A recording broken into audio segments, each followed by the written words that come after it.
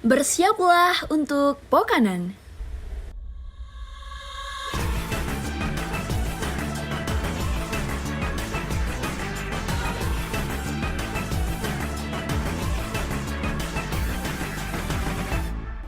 Selamat datang di Pokanan, podcast keamanan yang informatif dan juga asik.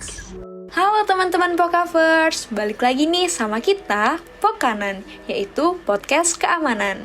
Nah, di episode 3 ini kita kedatangan bintang tamu spesial loh. Dari teman-teman nih, ada yang bisa tebak nggak siapa sih tamu spesial Pokanan? Wah, siapa tuh, Mut? Kayaknya aku tahu deh siapa bintang tamu kita. Jadi kita ini kedatangan Pak Indra Tamsyah sebagai pembicara kita kali ini. Mungkin kepada Pak Indra bisa sapa dulu nih teman-teman Pokavers yang dengerin podcast kita. Halo, selamat malam Pokavers.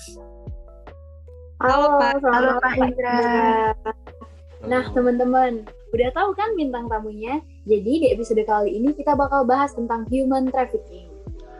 Nah, teman-teman Pokavers, maksud dari kedatangan Pak Indra yang spesial ini itu adalah untuk menjelaskan serta mengelaborasikan tentang human trafficking itu sampai ke akar-akarnya nih teman-teman. Nah, mungkin untuk Bapak, waktu dan tempat kami persilakan sepenuhnya. Oke, terima kasih. Sebelumnya ini sangat spesial sebenarnya malam ini karena saya harus bercerita mengenai human trafficking, apalagi di tengah situasi seperti sekarang ini, di mana human trafficking itu mengalami pelonjakan kayak gitu. Cuman sebelum kita ngobrol lebih jauh terkait bagaimana sih perkembangan human trafficking di era COVID seperti sekarang ini kayak gitu. Nah, saya mau bercerita sedikit terkait apa sih yang disebut dengan human trafficking kayak gitu. Nah,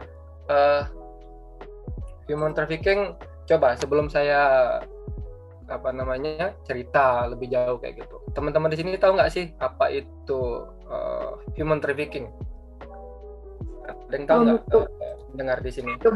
Kebetulan Dinda juga sempat baca-baca sih Pak. Human trafficking itu perdagangan manusia atau segala transaksi jual beli yang melibatkan manusia baik melalui kekerasan ataupun tidak dengan tujuan eksploitasi. Benar nggak Pak? Atau masih ada misunderstanding nih?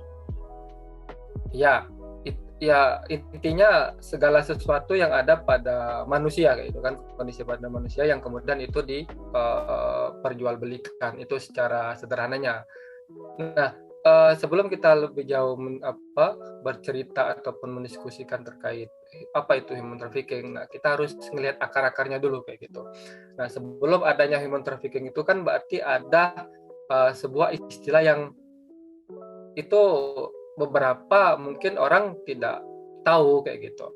Nah, itu disebut namanya human security. Nah, ini berbeda ya antara human security sama human trafficking. Nah, kalau tadi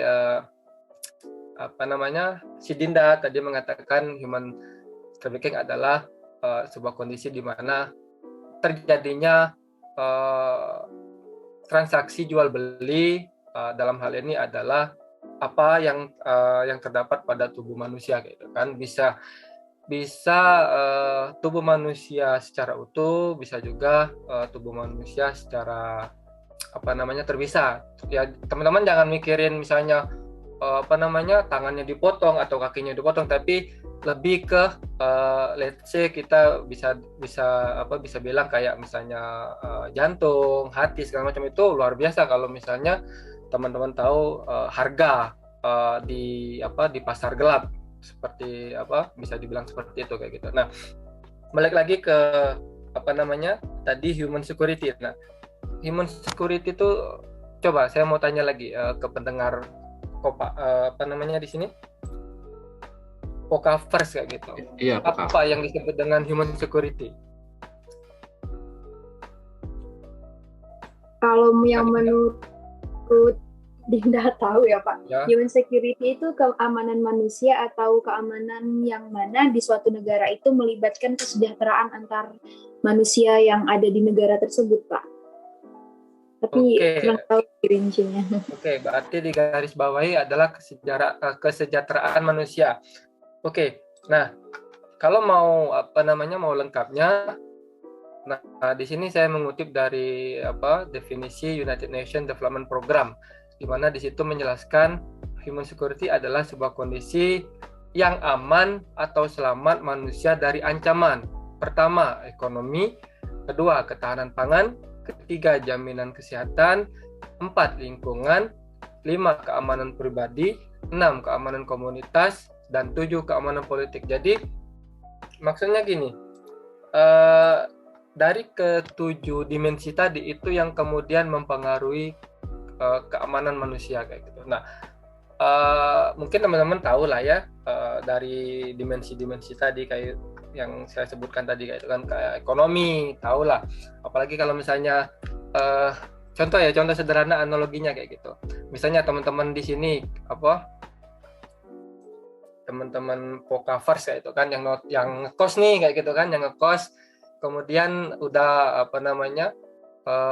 memasuki tanggal akhir bulan nih, itu termasuk human security loh kalau bagi teman-teman Pokavers di sini. Keamanan dari segi ekonomi gitu kan, dalam artian perekonomian sudah semakin mengecil gitu kan, ataupun menurun.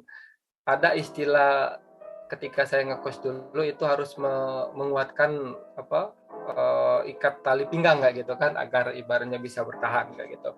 Nah, sama halnya dengan ini tadi kayak gitu kan, dengan ketahanan pangan, jaminan kesehatan, lingkungan, keamanan komunitas, dan keamanan politik. Nah, cuman dalam konteks kita malam ini adalah keamanan pribadi, dalam artian ancaman manusia terhadap tubuh ataupun keberadaan pribadi dari seseorang itu kayak gitu. Nah, kemudian di sini juga saya menemukan data bahwa nah ini kita berbicara konteksnya global kayak gitu kan, di mana perempuan ataupun anak-anak mendominasi sebagai korban perdagangan manusia kayak gitu. Nah, saya mengutip laporan dari Perbudakan Modern Global yang menyatakan bahwa sejumlah atau sekitar 40,3 juta orang menjadi korban perdagangan manusia, dan diperkirakan 70% dari mereka itu adalah perempuan dan anak remaja kayak gitu. Jadi bukan nggak menutup kemungkinan laki-laki juga ikut diperdagangkan, ya cuman di sini korbannya lebih banyak atau lebih mengarah ke perempuan dan anak-anak kayak gitu. Nah, bahkan yang lebih miris lagi, dalam industri seks internasional hampir 99% korbannya adalah perempuan. Ya, mungkin udah menjadi bukan lagi rahasia umum kayak gitu kan, bahwa perempuan itu sangat banyak menjadi korban kayak gitu kan, dalam konteksnya ini seks itu kan, industri seks, bahkan kalau misalnya ruang lingkupnya internasional kayak gitu. Nah, kemudian kita dari kondisi perdagangan manusia secara global tersebut, kita mengkerucut ke ASEAN nih kayak gitu kan, karena notabene kita yang saat ini Indonesia itu berada pada kawasan regional ASEAN. Nah, di sini masih menurut laporan itu tadi menunjukkan bahwa untuk negara-negara ASEAN yang seperti ya Indonesia, Myanmar, Thailand, dan Filipina tergolong 20 negara teratas yang masih mempraktekkan perbudakan modern, dan lebih kurang 50-60% dari korban perdagangan tersebut adalah perempuan dan anak. Lagi-lagi di sini yang harus teman-teman diperhatikan adalah konteks korban di sini adalah perempuan dan anak-anak. Nah, kemudian saya mengutip menurut Persatuan Bangsa-Bangsa terhadap perempuan, United Nations on Women, setiap tahunnya itu tidak kurang dari 225.000 perempuan dan anak-anak diperdagangkan di Asia Tenggara. Nah, kayak gitu. Tiap tahun kayak gitu. Wow, itu sangat mungkin sesuatu yang fantastis kayak gitu kan. bisa diperjualbelikan.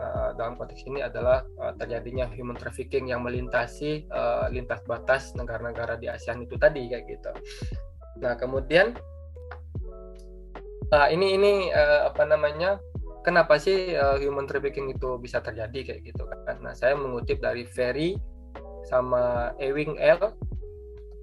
Di dalam tulisannya menyebutkan penyebab maraknya perempuan ataupun anak menjadi korban kejahatan itu disebabkan oleh berbagai faktor, mulai dari kemiskinan, ketimpangan gender, pendidikan yang rendah, pengaruh globalisasi, hingga lemahnya kebijakan dan kontrol perbatasan antar negara. Wow, berarti bisa dibilang multiple faktor kayak gitu kan dalam mempengaruhi bagaimana human trafficking ini terjadi di Asia Tenggara kayak gitu. Nah,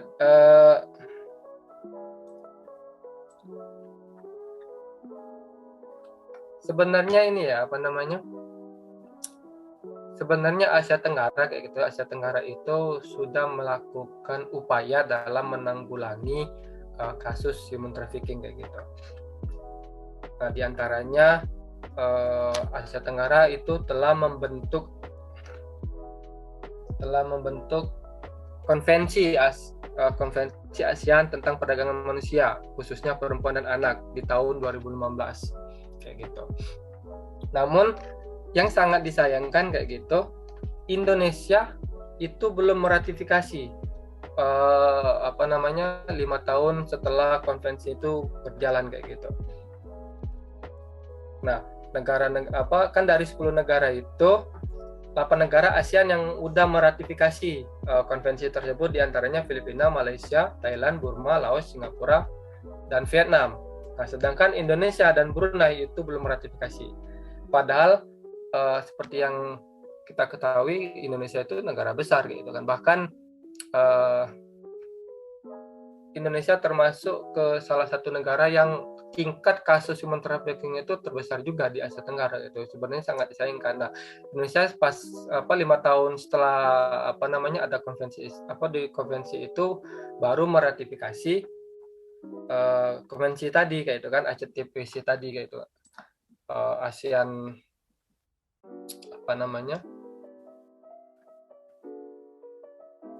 ASEAN Convention on Human Trafficking tadi kayak gitu kan, yang berpusat pada perempuan dan anak-anak kayak gitu.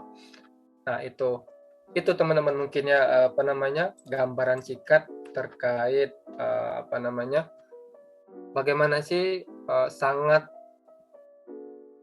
sulitnya atau sangat mudahnya berkembang kasus-kasus human trafficking di Asia Tenggara khususnya kayak gitu. Itu mungkin vocabers yang bisa saya sedikit share terkait bagaimana sih human trafficking di Asia Tenggara kayak gitu. Silakan, mungkin ada di sini vocabers yang mau bertanya, kita diskusi saja.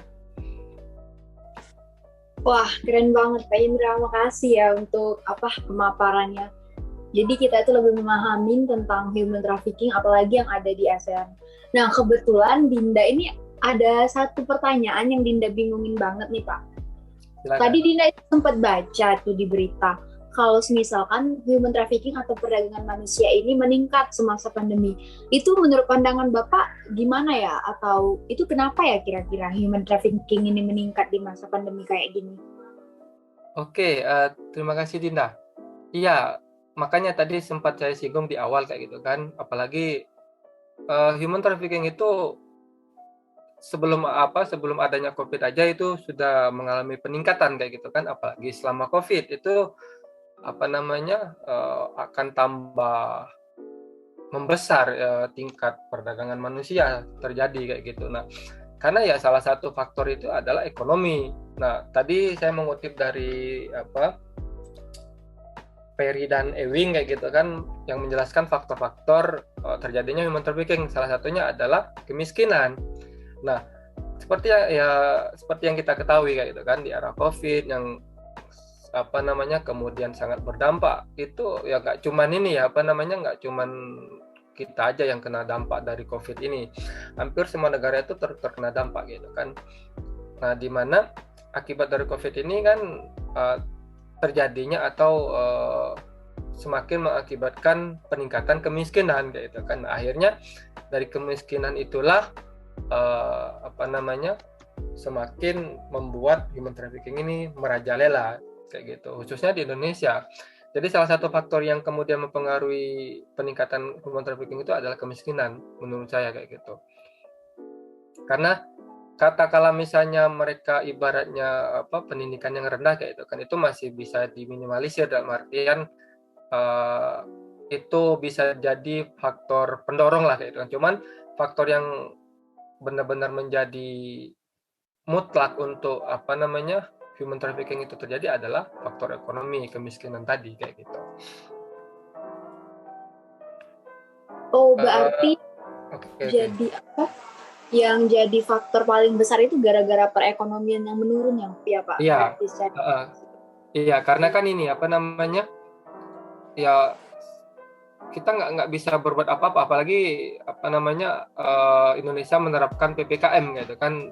PPKM saya lupa tuh PPKM, pokoknya pembatasan masalah aktivitas kayak itu kan, aktivitas kita di luar rumah kayak itu kan, entah itu di tempat kerja, di tempat kita misalnya di pasar atau dimanapun kayak gitu kan, ketika kita lagi berada di luar itu. Nah, misalnya kan untuk menggerakkan roda perekonomian kan itu pusatnya kan ada di pasar gitu kan, sedangkan di pasar itu kita dibatasin kayak itu kan. Jadi secara tidak langsung itu mempengaruhi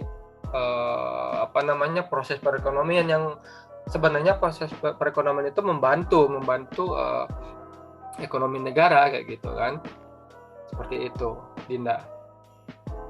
Oh iya sih Pak, Dinda tuh sempat baca juga kalau kenapa banyak kan anak-anak sama perempuan yang dijual tuh gara-gara banyak keluarga yang miskin itu pengen ngejual anak perempuannya dengan iming-iming ngurangin beban keluarga kayak gitu Pak.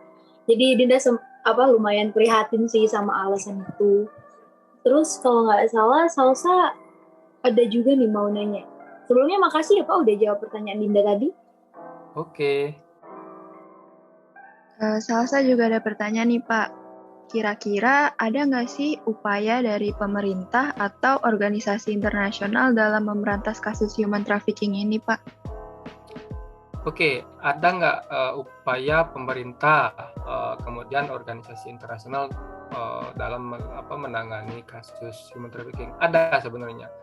Cuman yang harus Pokapers ketahuin di sini adalah human trafficking itu adalah sebuah kejahatan yang terorganisir kayak gitu, bukan kejahatan misalnya kita nyopet di pasar gitu, habis itu udah ketangkep atau enggak. Ini nih yang sekarang lagi begal kayak gitu kan. Mungkin teman-teman baca berita di wilayah Indralaya ini ada pembegalan kemarin kayak gitu kan. Itu bisa langsung ditangkap sama polisi. Nah, itu kejahatan biasa gitu kan. Nah, sedangkan human trafficking ini adalah kejahatan yang terorganisir, kejahatan internasional yang terorganisir. Jadi sangat sebenarnya saya selaku praktisi kayak gitu kan melihat dalam memberantas isu-isu kejahatan yang terorganisir, let's say misalnya narkoba, kemudian human trafficking, pokoknya yang teridentifikasi kejahatan transnasional kayak gitu. Nah, cuman nggak menutup kemungkinan kita mampu untuk, kalau misalnya untuk memberantas itu saya agak agak pesimis. Cuman kalau untuk mengurangin itu masih bisa kayak gitu kan. Iyalah bisa melakukan dengan dengan tindakan-tindakan seperti protection, prevention, prosecution sama partnership. Nah, protection jelas pemerintah melakukan proteksi di perbatasan, apalagi kan Indonesia terkenal dengan negara maritim kayak itu kan. Yang salah satu kelemahan negara maritim itu adalah negaranya itu mudah dimasukin gitu kan melalui celah-celah perbatasan kayak gitu. Itu kelemahan kelemahan negara maritim. Nah, tinggal bagaimana pemerintah daerah yang berada di perbatasan itu melakukan proteksi terkait human trafficking itu tadi kayak gitu kan. Nah, begitu juga prevention, prosecution gitu kan. Nah, kemudian partnership. Nah, partnership ini ya katanya dengan kerjasama kayak itu kan, kerjasama sebenarnya kerjasama nggak harus ibaratnya itu ke apa namanya. Nah, kerjasama ini bisa dilakukan melalui kerjasama dalam negeri, dalam artian dengan stakeholder, entah itu dengan LSM, entah itu dengan masyarakat itu sendiri, kayak gitu kan, dengan beberapa lagi stakeholder yang terlibat, gitu kan. Nah, kemudian partnership lagi dalam artian kerjasama secara konteksnya lebih luas lagi, yaitu internasional. Nah, kalau misalnya kita berbicara kawasan regional, ya kerjasama antar negara-negara yang ada di ASEAN, kayak gitu kan, dengan Malaysia, dengan Filipina, Vietnam, segala macam kayak gitu. Nah, itu yang yang bisa dilakukan kayak gitu kan. Nah, salah satu yang bisa dilihat dari kerjasama secara internasional tadi adalah melakukan tukar informasi kayak gitu kan. Misalnya ada pergerakan nih, misalnya ada Indonesia mencium bakalan ada kayak semacam perdagangan manusia nih, mau dikirim ke negara mana kayak gitu. Karena Indonesia harus memberikan informasi ke negara yang dituju tersebut agar bisa digagalkan, bisa diproteksi atau segala macam kayak gitu. Itu salah satu langkah konkret yang bisa dilakukan oleh pemerintah selain memproteksi secara internal dalam negeri kayak gitu. Salsa. Oh, jadi kalau untuk memberantas itu agak sulit ya, Pak, karena kasus human trafficking ini salah satu kejahatan yang terorganisir. Jadi saat ini bisanya cuma untuk mengurangi saja ya, Pak? Iya. Terima kasih, Bapak. Oke. Oh ya, Pak. Jadi Ruben ini punya pertanyaan juga, Pak. Boleh, Pak? Silakan, Ruben. Oke, Pak. Jadi berdasarkan yang Bapak tadi ada jelasin tuh, yang selain yang secara global kan, itu tuh kita berfokus ke ASEAN karena dekat Indonesia tuh. Jadi di ASEAN ini kan ada yang namanya konvensi untuk mengurangi human trafficking itu kan, yang namanya ASEAN Convention Human Trafficking yang Bapak ngomong. Dan Indonesia itu merupakan dua negara dari ASEAN yang tidak melakukan peratifikasian kan, Pak. Namun yang Pak, belum, Ruben, belum ratifikasi. Iya, Pak, yang belum, Pak, memang. Sekarang kita sudah meratifikasi kayak gitu. Iya, Pak. Tapi Pak, saya melihat negara nomor satu di ASEAN yang merupakan negara dengan human trafficking tertinggi itu tuh ya adalah Thailand, Pak. Nah, Pak, maksud saya tuh, Pak, apakah memang ASEAN Convention Human Trafficking itu tuh sebenarnya cuma formalitas aja, Pak? Karena kan masih kayak tambah tinggi itu, Pak. Jadi mungkin ASEAN Convention Human Trafficking itu tuh nggak seefektif yang dibicarakan, Pak, mungkin. Iya. Kalau berbicara terkait aturan ataupun penanganan ya, konvensi-konvensi yang sering kita lihat, sering kita dengar gitu kan. Salah satu kelemahan dari konvensi itu adalah terletak pada negara-negara anggota konvensi tersebut gitu kan, di mana negara-negara tersebut komitmennya masih sangat lemah gitu kan dalam memberantas apapun gitu kan, dalam konteks ini ya human trafficking. Nah, jadi ketika saya yakin ketika misalnya ASEAN itu telah meratifikasi, kemudian mau berkomitmen penuh dalam menangani kasus human trafficking, saya yakin itu bisa menurunkan tingkat human trafficking gitu kan.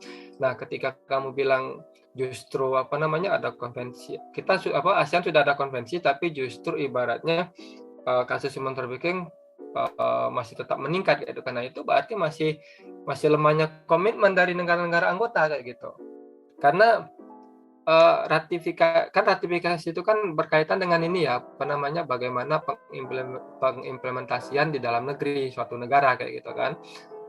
Nah, kalau misalnya dalam negara implementasi konvensi itu masih sangat lemah, itu berarti secara tidak langsung bisa dibilang negara tersebut masih belum mau berkomitmen dalam menanggulangi ataupun menurunkan tingkat human trafficking.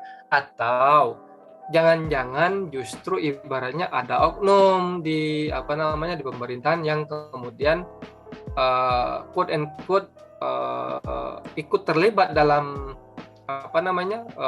kasus human trafficking tersebut. Kita kan nggak tahu nih, yang namanya juga ini ya kalau bahasa kita tuh kepentingan kayak gitu kan, kalau kita berbicara kepentingan kayak gitu, Ruben. Iya. Nah, jadi sudah jelas sekali ya Pak, masalah ini juga tergantung dari komitmen negara masing-masing, dan juga kemungkinan ada oknum-oknum yang memiliki kepentingan khusus ya Pak. Iya. Iya sih, mungkin itu aja sih. Ini saya sebentar lagi ini biar iya, teman-teman Pokapers di sini paham gitu kan. Ada nih kasus yang baru-baru ini, mungkin teman-teman lihat lah, ini cuman bukan kasus human trafficking ya. Kenapa saya bilang tadi ada oknum-oknum tertentu kayak gitu. Nah, yang kasus sekarang lagi booming di negara kita, di negara tercinta kita ini kayak gitu kan. Di mana itu justru kalau nggak salah menteri sama anaknya atau siapa gitu, itu yang justru menyelundupkan minyak kayak gitu. Bener nggak teman-teman Pokapers di sini? Lihat beritanya nggak? Lihat isunya nggak? Kalau saya pribadi sih belum pernah lihat Pak kalau yang itu. Saya baru lihatnya yang kasus minyak di Indonesia sih Pak. Iya, memang kasus minyak itu dilakukan oleh menteri. Saya lupa setingkat menteri atau cuman yang jelas dia di bawah kementerian tersebut, yang Kementerian Perdagangan kalau nggak salah. Menteri Perdagangan kalau nggak salah. Nah itu justru dengan kuraninya di bawahnya kalau nggak salah masih ada hubungan keluarga gitu kan, itu justru mereka lah yang melakukan penyelundupan minyak kayak gitu. Nah itu kan berarti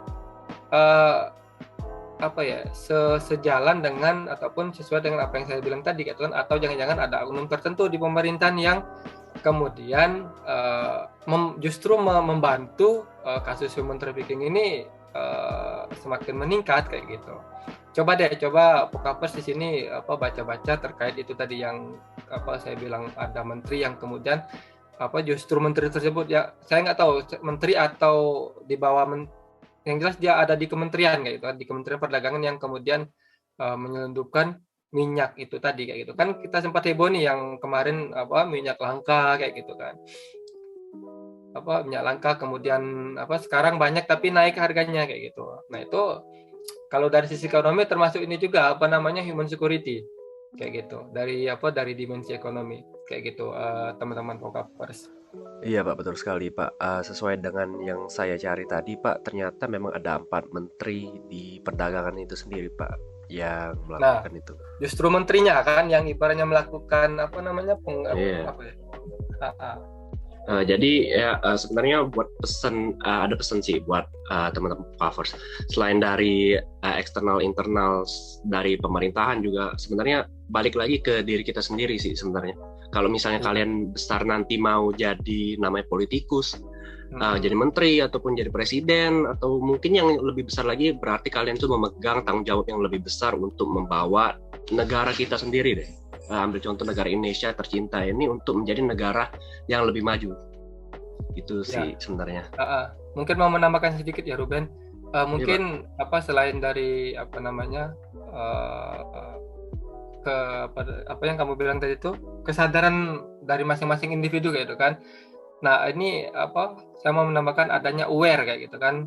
Aware dalam artian tingkat kesensitivitasan kayak gitu kan, kita sebagai makhluk sosial, makhluk yang bermasyarakat segala macam kayak gitu kan. Kita jangan mengabaikan kondisi di sekitar kita kayak gitu kan. Jangan acuh tak acuh, misalnya ada heboh dikit itu malah paling ini aja kayak gitu kan. Kita harus lebih mengasah lagi, jangan kasus ini nih kayak gitu kan. Jadi rasa sensitivitas itu harus harus diasah kayak gitu. Itu aja sih, lebih aware aja terkait kondisi-kondisi yang terjadi di lingkungan masyarakat kayak gitu di sekitar kita. Entah itu nanti misalnya teman-teman vokapers yang jadi seperti disampaikan Ruben tadi, pejabat pemerintah ataupun politikus atau apa kayak gitu. Itu aja sih. Iya sih Pak, benar banget. Berarti bentuk kesadaran itu harus kita tumbuhin mulai dari sekarang, dan juga setelah Dinda dengar-dengar yang Bapak bilang tadi, human trafficking ini cuma salah satu bentuk human security ya Pak. Padahal bentuk-bentuk human security yang lain tuh ada, tapi karena hari ini kita fokusnya bahas human trafficking, jadilah kita ngebahas tentang perdagangan manusia ini. Oke, kalau dari yang lain gimana nih? Kalau menurut Dinda udah puas banget sih ngedengerin pemaparan dari Bapak dan juga ngejawab pertanyaan dari kita-kita. Makasih ya Pak. Ya. Nah, jadi gitu teman-teman Pokavers, penjelasan mengenai human trafficking dari Pak Indra dan sesi tanya jawab dari teman-teman Pokanan. Gimana nih teman-teman Pokavers? Menarik kan pembahasan kita kali ini?